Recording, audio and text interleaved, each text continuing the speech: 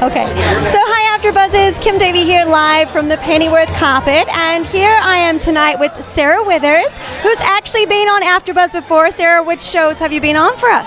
I have been on the Scare Guys for my film Nightmare Cinema, so if you're a horror fan, maybe you have seen it. Awesome. And so tonight, are you here to support anyone in the cast and crew, or you're here for your own right?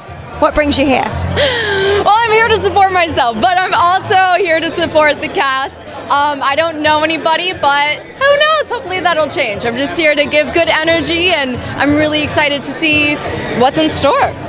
And talking about what's in store, what has been in store for you of late? What are we going to be seeing coming out from you?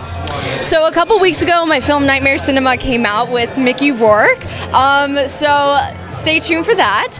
And right now, I'm auditioning a ton, and I have a TV show coming out called Play by Play, and it's awaiting a home on a streaming service. So we're waiting to see where it lands, but I have very high hopes. And I'm a very emo blockbuster manager, so I don't know if you can see it, but it was fun to act it, so yeah. That sounds really fun. And so for your career, what has been like your strategy? Where are you trying to get to? What is your ultimate goal? I feel like my strategy has been, well, I've been acting for 15 years now, so my strategy has been work on my craft, and then secondly, really work on myself. So I'm a huge proponent of self-awareness, self-love, really appreciating yourself, because then everything else is so much easier because you believe in yourself. So from there, it's really a lot easier to go on meetings and to do casting, and don't be afraid to DM producers or directors or casting directors who you are big fans of their work, and show your appreciation for them, and hopefully you can get coffee and start relationships that way. Yeah. It sounds like you have done this in the past, so can you give us some examples of how that has worked for you?